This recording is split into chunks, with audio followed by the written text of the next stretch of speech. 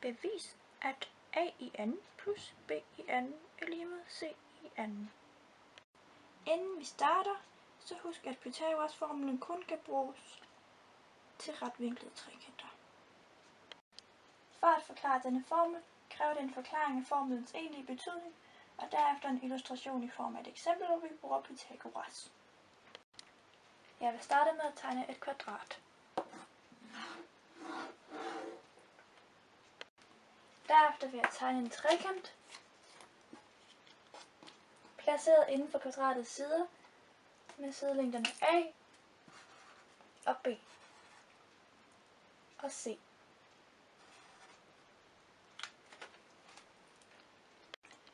Udover den her trekant tegner vi 3 magen til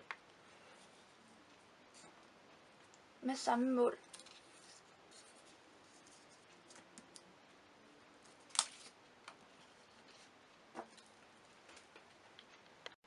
Dermed må sidelængden på kvadratet altså være A plus B.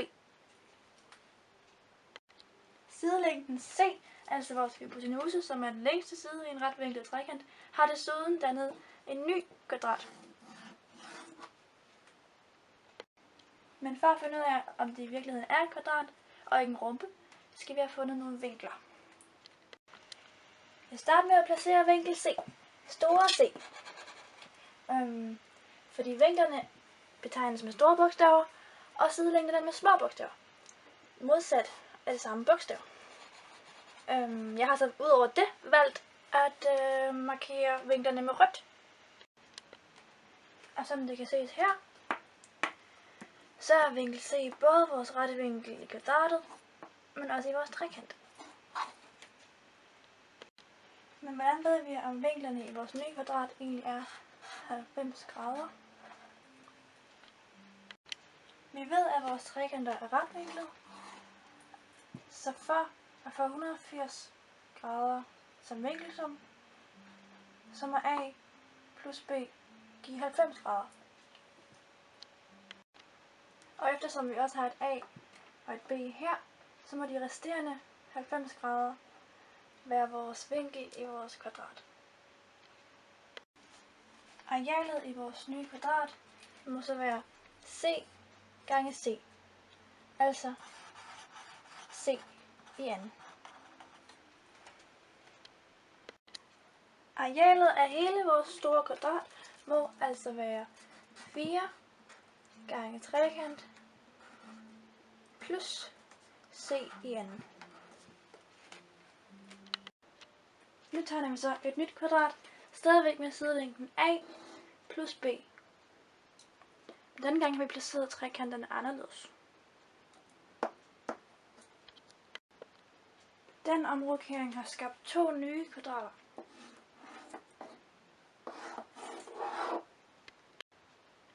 Og eftersom vores mål på trekanterne er det samme som før, vil vi altså få 2 nye arealer på vores kvadrater på henholdsvis B gange B og A gange A.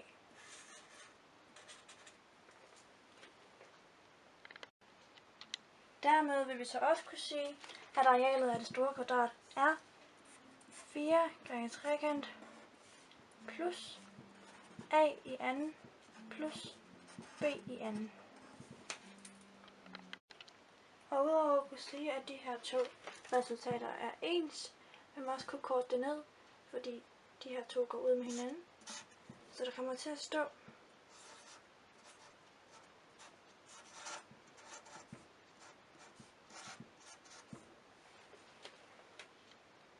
det her er så beviset på Pythagoras.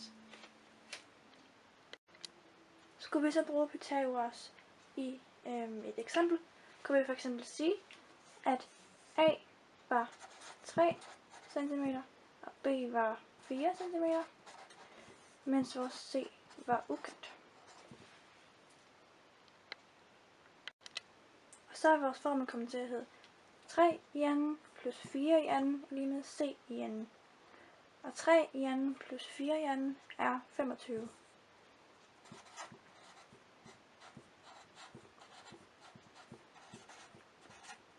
Og for at finde tallet ganget med sig selv, sætter vi 25 kvadratrod, som giver 5.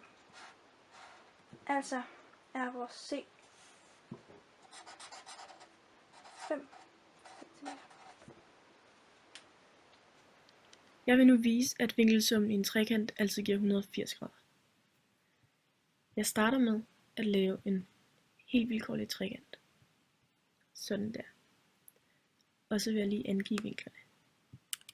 Vinkel A, vinkel B og vinkel C. Så vil jeg angive siderne. Sidelængde C, sidelængde A og sidelængde B. Sådan der. Det næste jeg vil gøre nu, det er at jeg vil lave en linje, som der er parallel til sidelængde C. Den vil jeg lave herop, som der så går igennem punkt C. Sådan her.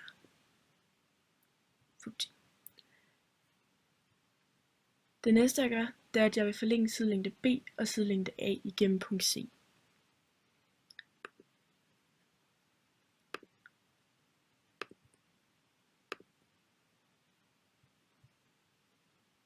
Nu skulle vinkel A og vinklen herop gerne være lige store, nøjagtigt ens. Fordi at den her linje er med til den her linje, og vinkel B,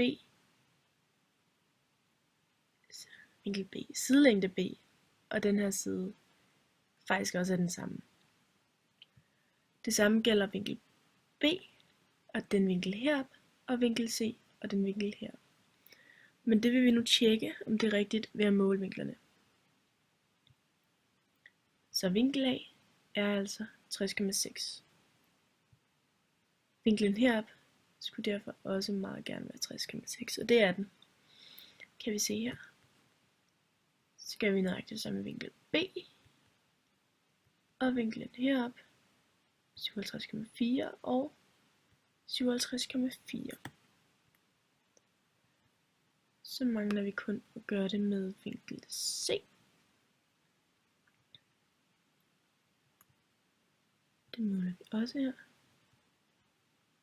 Den er, jeg ved ikke om man kan se det.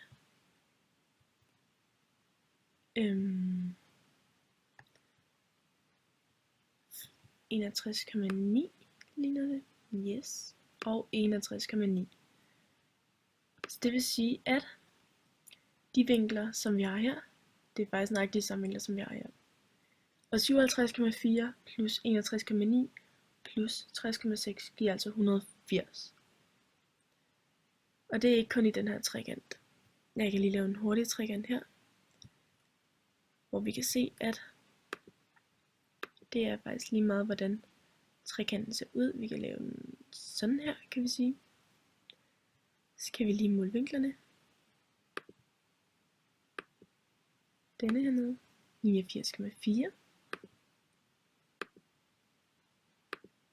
29,5 og 61,1. Den vil jeg lige tage med lommeregneren.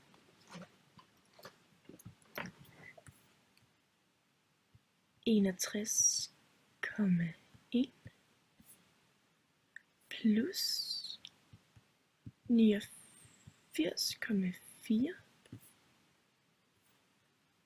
og så plus 29,5, og det giver rigtig nok også 180 grader. Og det kan man gøre med alle trekanter, lige meget hvad vil det altid give 180 grader.